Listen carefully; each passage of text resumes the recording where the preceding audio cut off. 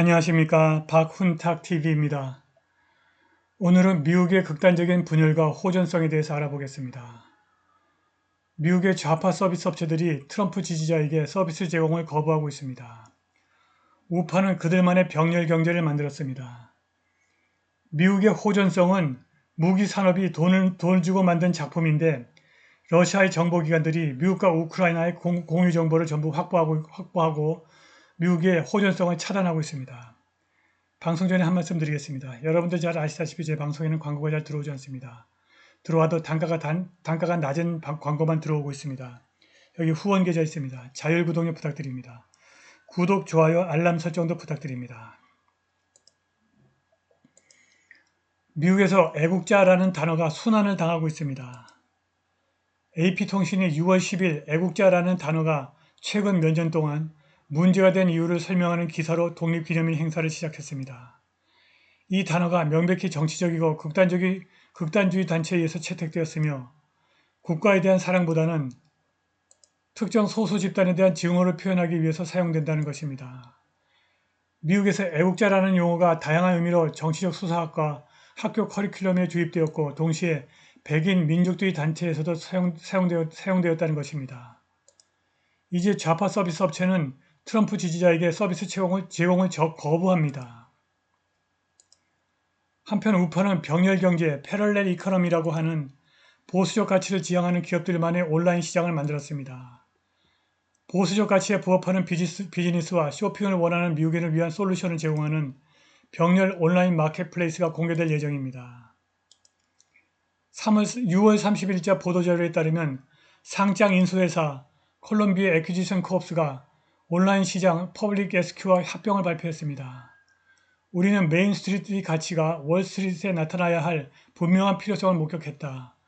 퍼블릭 SQ는 자신의 가치를 존중하고 공유하는 회사에 돈을 쓸 준비가 된 애국적 소비자로 가득 찬 신흥 병렬 경제를 위한 솔루션을 제공한다고 퍼블릭 SQ의 설립자 CEO 마이클 세이퍼트가 말했습니다. 4월 팍스뉴스와 인터뷰에서 세이퍼트는 퍼블릭 SQ가 기하급수적으로 성장했다고 말했습니다. 그는 애국적이고 전통적으로 가치가 있으며 헌법을 사랑하는 미국 시민들이 세계에서 가장 큰 주소 없는 시장이라고 불렀습니다. 세이퍼트는 퍼블릭 SQ를 사용하는 고객이 정치나 젠더 이데올로기에 대해서 강의를 받지 않을 것이라고 말했습니다. 시장은 스스로를 프로-라이프, 프로-패밀리, 프로-프리덤이라고 부릅니다. 공화당이 2024년에 대통령과 의회 다수를 차지하지 못한다면 미국이 돌아올 수 없는 지점을 지날 것입니다. 트럼프가 거의 모든 여론조사에서 2024년 공화당 대선 후보가 되고 대통령이 당선될 것이라고 예측하지만 미국 유권자의 과반수 54%는 부정행위가 2024년 선거 결과를 결정할 것이라고 믿고 있습니다. 그런데 어찌된 영문인지 트럼프는 여기에 별 관심이 없습니다. 트럼프를 반대하는 억만장자 찰스 코후와 그의 형 데이빗 코후가 설립한 정치활동위원회가 트럼프의 공화당 대선 후보 지명을 막기 위해서 7천만 달러 이상을 모금했습니다. 주요 기부자는 노스캐롤라이나 사업가 아트 포프, 일리노이 사업가 크레이그 두초 소이시스, 아카소의 가금류 거물 론 캐메론, 월마트의 상속인 짐과 롭 월턴 형제입니다. 퓨처 오브 라이프 인스티튜트 미래생활연구소의 미국 전문가들이 러시아와 미국의 핵전쟁을 시뮬레이션했고 무서운 결론이 나왔습니다. 우리는 얼마나 많은 사람들이 핵전쟁에서 살아남을지 모른다. 결과가 이 연구가 예측하는 것만큼 나쁘더라도 승자는 없고 단지 패자만 있을 뿐이라고 타임이 말했습니다. 미국 인구의 대부분은 즉시 사망하고 핵교울이 10년 동안 지속될 것입니다. 한쪽이 핵 탑재 가능한 미사일을 발사하면 다른 쪽은 최대 10분 안에 보복합니다. 첫 번째 핵폭발은 모든 전자장치와 전원 시스템을 태울 것이고 미사일은 지휘, 행정부서와 주요 도시를 겨냥해 발사됩니다. 인구 밀집 지역에서 열 핵폭발은 태양 핵의 온도와 방사성 버섯구름을 가진 불덩어리의 출현으로 이어질 것입니다. 핵 공격의 교환은 폭발, 전자기 펄스, 방사선에 국한되지 않습니다. 핵겨울이 뒤따를 것입니다. 연기구름이 성층권으로 올라와 햇볕을 차단합니다. 지구는 매우 추워질 것입니다. 미국, 유럽, 러시아, 중국 인구의 60에서 99%를 포함해서 50억 명 이상의 목숨을 잃을 것입니다. 그런데도 불구하고 바이든 행정부가 핵전쟁의 가능성을 높이고 있습니다. 열화 우라늄탄이 이라크에서 암과 선천적 기형의 폭발적인 증가와 관련이 있어 미국의 동맹들조차 거부하고 있는데 바이든 행정부는 우크라이나에게 이것의 사용을 승인했습니다. 미 환경보호국은 열화 우라늄이 몸 안에 있을 때 위험하다고 명시적으로 밝혔고 삼키거나 흡입하면 심각한 건강 위협을 일으킨다면서 미국인들에게 사격장에서 멀리 떨어져 있을 것을 촉구합니다.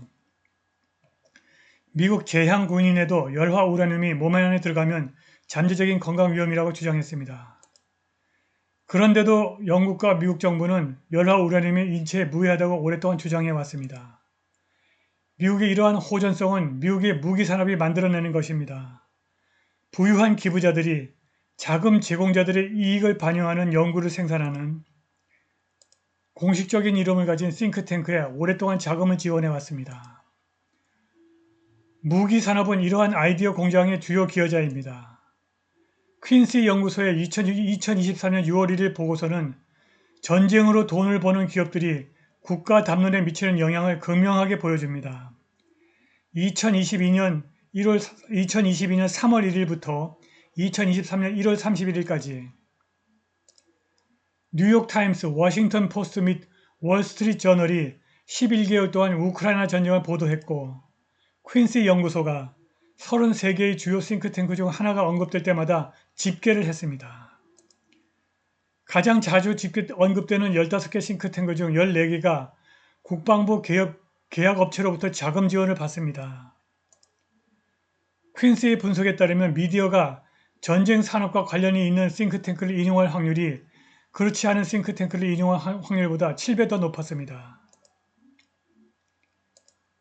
무려 157번이나 언급된 상위 2개 싱크탱크는 아틀랜틱 카운슬과 CSIS인데 이 두 싱크탱크는 전쟁 산업에서 수백만 달러를 받습니다.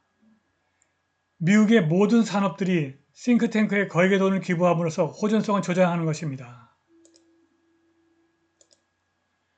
그런데 도대체 왜 우크라이나 전쟁이 그들의 의도대로 되지 않는 것일까요? 뉴스위크는 워싱턴이 키예프 정부 당국과 공유하는 모든 정보가 러시아 정보부의 손에 넘어간다고 말했습니다. 윌리엄 아킨 기자는 러시아 정보기관이 우크라이나에서 매우 활동적이고 정보 전문가들은 미국이 우크라이나와 공유하는 거의 모든 것이 러시아 정보기관에서 전달되는 것을 추정한다고 썼습니다. 미국이 내부적으로 끝없이 분열하고 있고 미국의 무기산업이 돈으로 만들어내는 호전성은 러시아의 뛰어난 정보력에 의해서 무산되고 있습니다. 오늘 방송은 여기까지입니다. 감사합니다.